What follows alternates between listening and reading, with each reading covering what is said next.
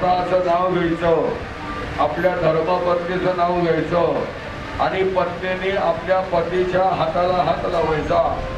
सगळ्यांनी म्हणायचं मम आत्मनः श्रुती स्मृती पुराणोक्त शास्त्रोक्त पुण्यफल प्राप्त्यर्थ शारदीय नवरात्र उत्सव अंगभूत महालक्ष्मी प्रीत्यर्थ अभिषेक कर्म करिष्ये.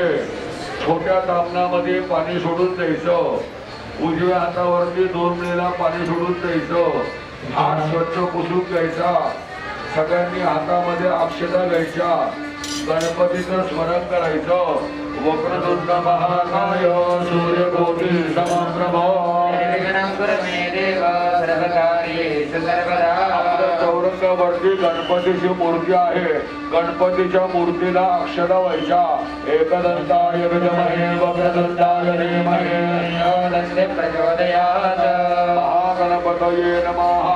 ध्यायामि आवाहयामि आसनं समर्पयामि. परत दोघांनी हातामध्ये अक्षता घ्यायच्या. समुद्रवसने देवी वनवसंतमंडले दोघांनी जमिनीवरती एकाच ठिकाणी अक्षता व्हायच्या. भूमियै नमः. ध्यायामि आवाहयामि आसनं समर्पयामि.